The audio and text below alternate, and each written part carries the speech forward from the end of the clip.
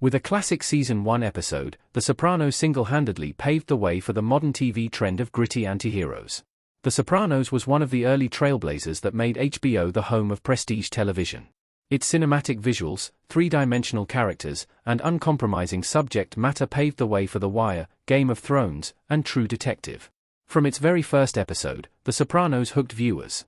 It brought a sense of well-researched verisimilitude to the mafia, which was rarely seen in the gangster genre, and it had a quirky sense of humor that made it stand out.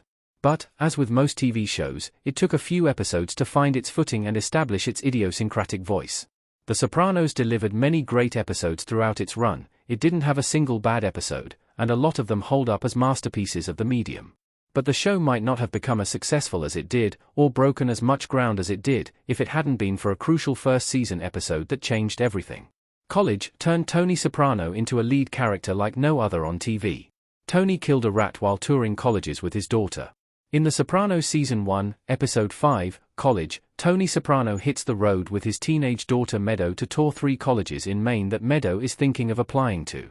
During the drive, Meadow confronts her dad about the mysterious source of his income, but the most she gets out of him is admitting that some of his earnings come from gambling.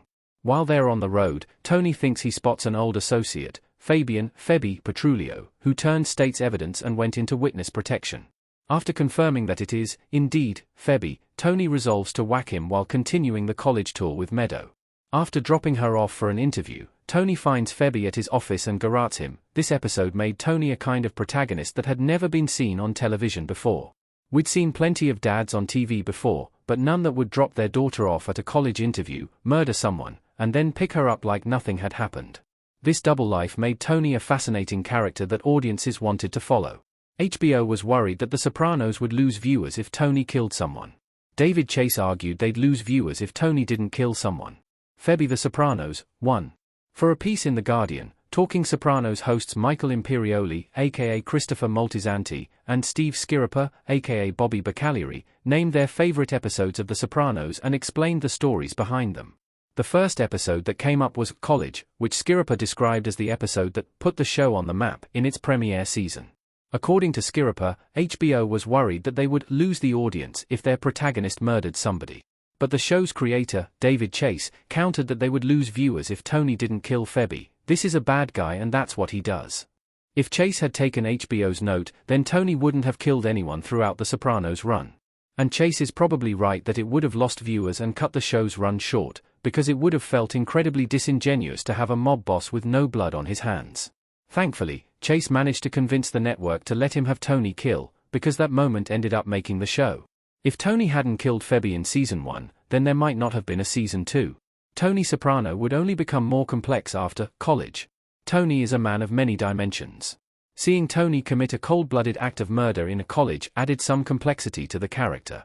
We'd seen that he was a loving husband and father who really cared about his family, but now we'd seen that he was also a killer who wouldn't think twice about taking a human life if it was good for business.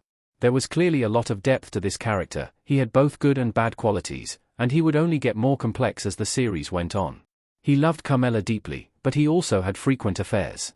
He would kill human beings without remorse, but he also had a soft spot for Ralphie's horse Piomai. Before Tony came along, network executives assumed that a show's lead character had to be likable for audiences to want to keep tuning in every week to catch up with them.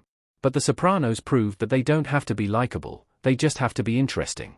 Tony wasn't a good person, but he was nothing if not interesting. The Sopranos paved the way for other morally grey main characters. Without Tony Soprano, there would be no Vic Mackey or Walter White. The success of The Sopranos paved the way for more gritty, violent TV dramas about morally questionable anti-heroes. It emboldened FX to take a chance on Sean Ryan's police procedural about corrupt cops, The Shield. It emboldened AMC to take a chance on shows about a philandering ad executive, Mad Men, and a meth-cooking high school teacher, Breaking Bad.